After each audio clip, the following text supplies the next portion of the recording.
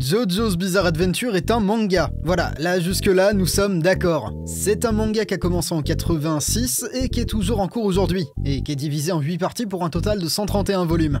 Je me permets de partir du principe que la plupart des gens qui le connaissent via l'animé récent, celui de David Productions. Les 6 premières parties ont été adaptées et ce sera notre base. Là, on peut tirer un trait. Si vous êtes fan de JoJo, vous avez vu l'animé. Si vous êtes un plus gros fan encore, vous êtes allé plus loin. Vous avez peut-être bien lu le manga jusqu'aux parties 7 et 8. Et si vous avez creusé vraiment plus profondément, vous avez aussi vu les OAV de APPP de la partie 3. Peut-être même en VF. Si vous êtes un vrai déglingo, peut-être que vous avez même découvert la partie 5 à travers les jeux PS2. Voire même, si vous êtes en communion parfaite avec l'univers ou alors juste un sale gros menteur, vous avez vu le film Phantom Blood dont l'humanité a perdu la trace. Et moi, je vous demande rien de tout ça. On va s'arrêter bien avant. On va parler des OAV Kishibe Rohan wa Hugo Kanai, disponibles sur Netflix, et que je suppose que beaucoup de gens n'ont pas vu comme n'importe quel spin-off.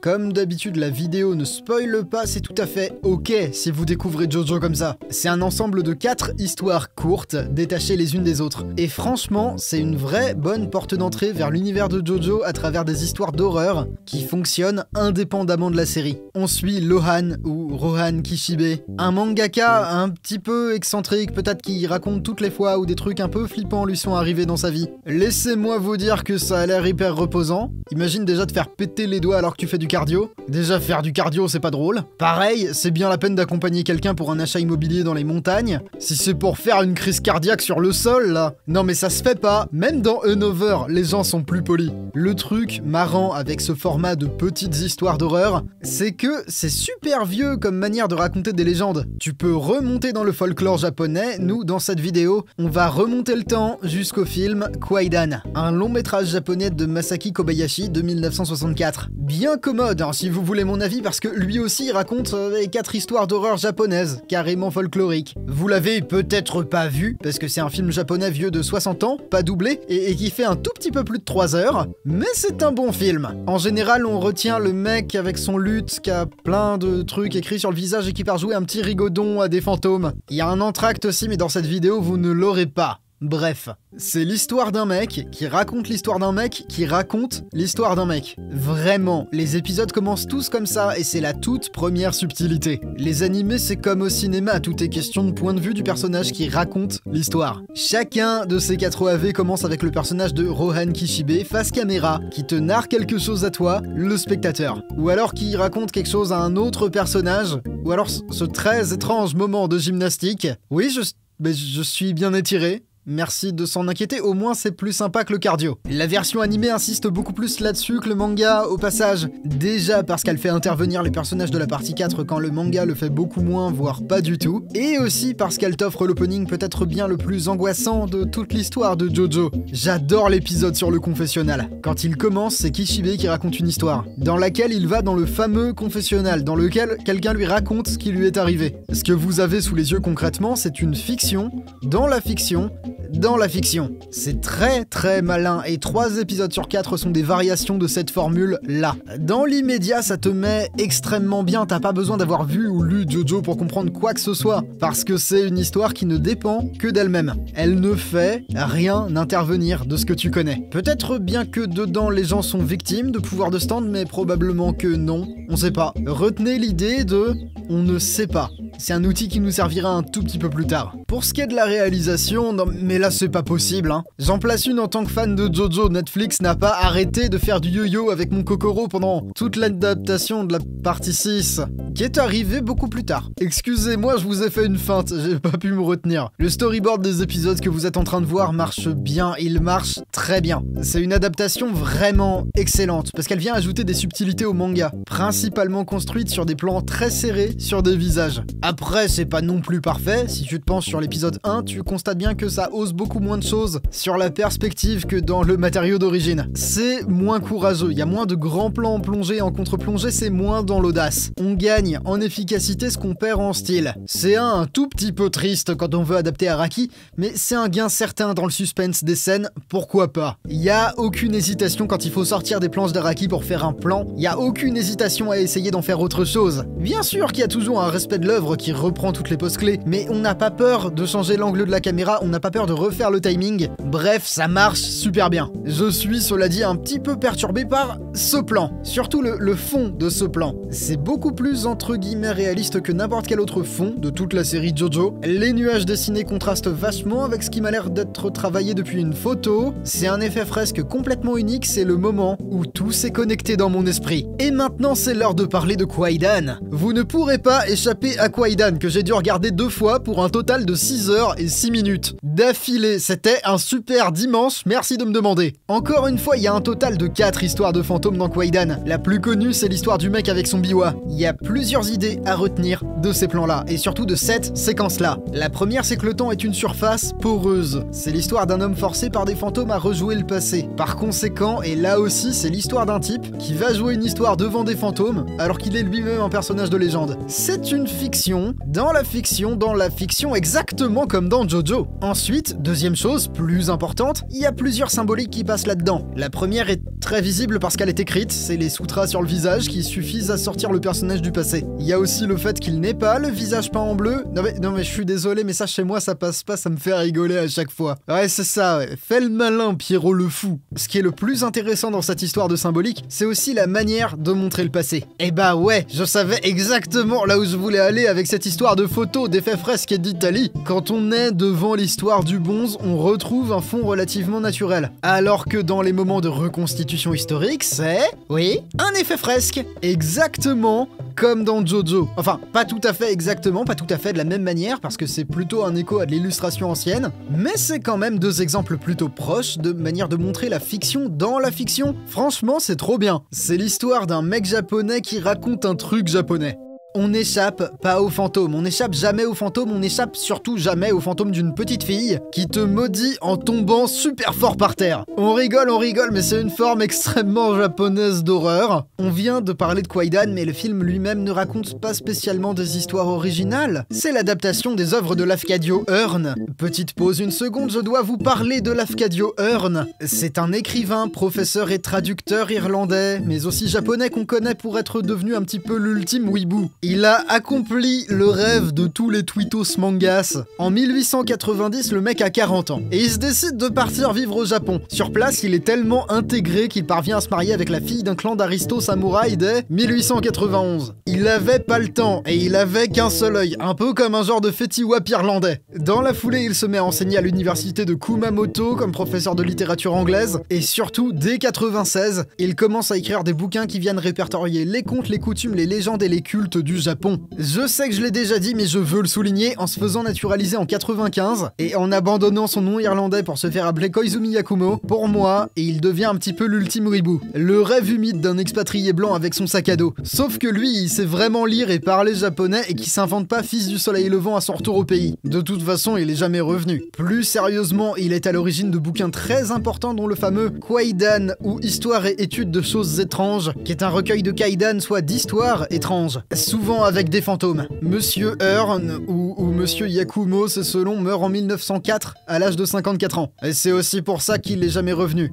C'est triste, enfin je crois. Ce qui va nous intéresser, c'est surtout les histoires de fantômes. Maintenant, retour à l'anime JoJo. Zéro surprise quand je vois que déjà, même avant de lancer la série sur Netflix, je m'aperçois que les épisodes ne sont pas dans l'ordre. Les titres d'épisodes sont les mêmes que les titres du manga qui sont même pas dans l'ordre non plus. Les épisodes de Rohan ne demandent pas à avoir d'ordre, ils n'ont pas de suite logique comme les légendes urbaines n'ont pas de suite logique non plus. Ils sont numérotés 2, 5, 9 et 16, y a pas de volonté d'ordonner des histoires déconnectées, si ce n'est pour bousculer quelque chose que de toute façon on ne connaît pas. J'aime beaucoup l'épisode 2 à ce propos. Celui avec la petite fille qui tombe super fort par terre et la dame qui boit le sang. Mlem mlem mlem mlem mlem. Un des autres trucs qui a toujours compté dans le JoJo de David Productions, c'est évidemment le design des couleurs. L'animation de JoJo a jamais été ce qui prime guillemets, il y a que très rarement des moments Sakuga intenses. Mais la réal de la série choisit plutôt de proposer une expérience stylisée à travers les palettes de couleurs. Souvent, c'est là pour appuyer un changement d'ambiance dans une scène, un revirement psychologique d'un personnage, voire même juste une action stylée. Dommage au passage que ça se soit perdu au fil de l'animé, mais bref. Dans ce que vous êtes en train de voir, surtout dans le deuxième épisode, il y a toute une séquence très bien fichue, qui est en noir, blanc et surtout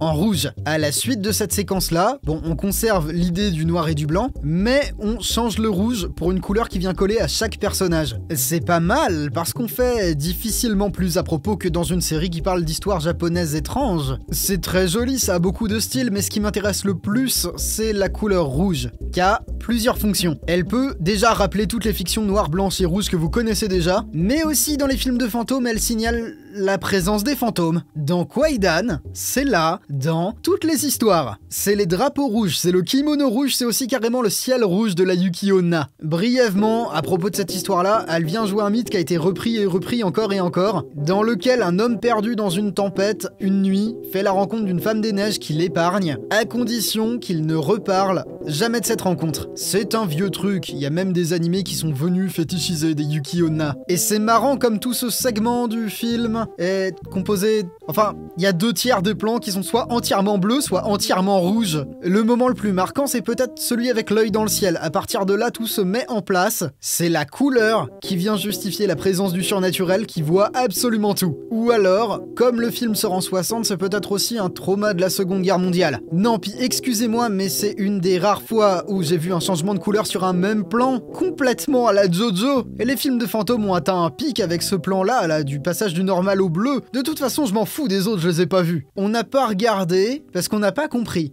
Enfin, j'espère que c'est pas vrai, et surtout j'espère que vous ne prenez pas au sérieux les vidéos YouTube. Point. Non, plus sérieusement, j'espère que vous prenez pas au sérieux les vidéos YouTube qui vous disent que vous n'avez pas compris un animé. En général, c'est un motif, soit pour une apologie d'un truc terrible, soit pour un avis parmi les plus éclatés de la Terre. Ou alors c'est des gens qui viennent sur Twitter et qui soutiennent qu'il y a rien de nul dans Naruto. Là, dans le cas qui m'intéresse, je veux juste souligner que ce qui est bien avec ces épisodes de JoJo, c'est que pas comprendre, ne pas comprendre ce qui se passe, ça fait aussi partie du principe. La difficulté principale, c'est qu'il faut réussir à lâcher prise. Je comprends totalement les détracteurs des OAV. Cela dit, c'est loin d'être une mauvaise chose, c'est vraiment bien de laisser une place à l'inexplicable. Il y a des conclusions des épisodes de JoJo auxquelles on ne s'attend pas. J'aime bien, par exemple, celui du village des millionnaires. Il y a une maison maudite qui exauce des souhaits à condition que t'aies des manières impeccables, et si tu te loupes, elle peut tuer des trucs aussi. Dans un shonen classique, on aurait cherché à avoir le fin mot de cette histoire, et ben là, dans ces épisodes-là, pas du tout. Monsieur Kishibe, il est mangaka, il est pas détective, alors il est content d'être en vie, il part, il est content d'être en vie et on passe à autre chose. Franchement, c'est bien. Et ça fait écho direct avec la dernière histoire de Kwaidan en plus. J'aime bien que Lafcadio Hearn répertorie des légendes auxquelles parfois, il ne comprend rien. Le récit existe, il est ce qu'il est, il est passé, c'est une tradition orale, mais des fois vraiment il y a un truc qui est pas fini. Ou alors il y a un truc qui a aucun sens. Mais le Lafcadio là, Monsieur Hearn, Monsieur Yakumo, il est honnête jusqu'au bout et il écrit très sérieusement. Je ne sais pas pourquoi ça s'arrête comme ça. Ou alors, j'ai rien compris, frère. Je suis un peu jaloux. J'aimerais bien pouvoir être aussi honnête, ça réglerait beaucoup de problèmes. Non mais, si on se penche sur ces épisodes-là, il y a beaucoup de choses à dire sur la manière dont ils sont construits. Pour qui est un gros obsédé qui veut tout savoir pour faire des vidéos de théorie, c'est quand même rigolo que Rohan raconte des histoires, mais en ayant un point de vue omniscient dessus. C'est tout bête, hein, mais si c'est lui qui raconte l'histoire, pourquoi est-ce que tous les épisodes commencent par des moments qu'il ne peut pas avoir connus? Il était pas là chez Jean Muscu, comment il peut savoir tout ça? Le seul segment qui est vécu et pas raconté, c'est celui des millionnaires. Les autres, finalement, tu sais pas ce que c'est, si ça se trouve, c'est pas vrai. Voire même, et je pense que c'est beaucoup plus probable, c'est partiellement vrai. Encore plus l'histoire du confessionnal, qu'on voit nous en tant que spectateurs, mais qui ne tient pas debout du tout. Je sais pas si vous êtes déjà allé dans un confessionnal, c'est une question personnelle, mais le principe, c'est qu'on puisse pas voir la personne qui se confesse de l'autre côté. C'est bête à dire, mais Rohan ne voit pas du tout le visage de la personne à laquelle il parle. C'est pour ça que, si c'est la réalisation qui vous intéresse, il y a des choses à analyser dans les différences entre les moments racontés et ceux qui sont entre guillemets plus terre à terre. Les angles de caméra et la couleur des images arrivent premiers, bien sûr, mais c'est aussi une histoire de vitesse du temps. Dans JoJo, l'irruption du surnaturel, c'est aussi des plans qui se serrent. C'est quelque chose de bien claustro. Ma montre m'indique que c'est maintenant l'heure de retourner à Kwaidan. On a fait des pauses parce que 3 heures c'est long. Il y a eu un entracte, on a dit du mal des expats à sac à dos et on le refera avec plaisir dans une vidéo, c'était rigolo. La gamine est tombée par terre super fort, elle est peut-être morte sur le coup, si ça se trouve non, elle était morte avant. On ne sait pas. Mais maintenant c'est Kwaidan. La 4e histoire du film commence justement par ce détail que j'aime énormément. Comme un des segments de Rohan Kishibe, ça commence par une scène de la vie quotidienne. Et là, c'est accompagné de la voix off qui dit en substance que beaucoup de contes japonais sont pas finis. On ne sait surtout même pas pourquoi ils sont pas finis. Si ça se trouve l'auteur est mort, si ça se trouve il a abandonné, si ça se trouve il avait juste quelque chose de mieux à faire. L'important que confirme le film, c'est qu'on ne saura jamais. Le même narrateur commence à te raconter un mythe vieux de 220 ans, et pareil que dans Rohan. Tout est question de point de vue, c'est cocasse d'investir autant de détails dans la mise en scène d'une histoire alors que la personne qui la raconte elle-même ne la connaît pas si bien que ça. Parce que l'histoire n'est pas finie. Dans Kwaidan, c'est un subterfuge, les amis. L'idée est maligne dès le début, mais c'est à la fin du film qu'elle brille vraiment. Tu penses que la légende du type dans le bol de thé c'est fini, et excusez-moi, mais je trouve les plans où il est là très drôles. Voilà, ça. Quel beau sourire, monsieur. Est-ce que vous avez une minute pour Red Shadow Legend? Fin de l'histoire, on retourne au narrateur, 220 ans plus tard donc, et résurgence de l'histoire, le fantôme ne s'est jamais arrêté. Le même du mec avec le cerveau cosmique ne suffirait pas à décrire ce qu'on a vu. À la base de tout, il y a les mythes. Lafcadio Hearn les rapporte. Masaki Kobayashi fait un film sur les travaux de Hearn. Cela dit, et c'est un petit peu moins évident, quand Kobayashi parle des histoires qui ne se finissent pas, bah il est en train de citer Hearn, et pas vraiment les mythes d'origine. Le même réalisateur qui, pour faire ça, passe à travers un personnage. Là, ce que vous voyez, c'est vraiment un personnage du film qui parle mais qui exprime la pensée du réalisateur. C'est donc l'histoire d'un mec qui raconte l'histoire d'un mec qui raconte l'histoire d'un mec qui lui-même vit une histoire sans fin. Exactement comme cette fois où dans Jojo, Rohan a défenestré un mec musclé à la salle sans faire exprès, ou alors, non, il l'a vraiment fait exprès. Si ça se trouve, c'était vraiment la réincarnation d'Hermès le dieu grec, mais ça on le saura jamais, et c'est bien comme ça. Tout le monde questionne parce que personne ne comprend, et en même temps personne ne peut comprendre. C'est aussi ça la raison qui fait que Jojo est un chef-d'œuvre. Non, parce que franchement, les trucs de Rohan, je suis super content, j'ai rien compris, c'était génial, 10 sur 10. Meilleur animé de la saison, de toute façon je m'en fous des autres, je les ai pas vus non plus. Blague à part, Rohan Kishibe est assis tout en haut de ce que la réal de David Pro du côté de Jojo a eu à nous offrir, sans même glisser dans les affres des 2 premières parties de Stone Ocean. Il y a beaucoup d'excellents partis pris qui font vraiment une expérience dérangeante, de laquelle on ressort avec beaucoup plus de questions que de réponses. J'aimerais bien qu'ils adaptent les autres chapitres de ce spin-off, cela dit, parce qu'il en existe 10, pas 4, et ce ne sont même pas mes préférés qui ont été adaptés. Combattre l'algorithme en laissant un commentaire et en t'abonnant à la chaîne pourrait t'aider à voir la suite. Bon, pas directement, mais on pourrait discuter de la suite le jour où il y a une suite, un jour. Salut et bisous tout doux.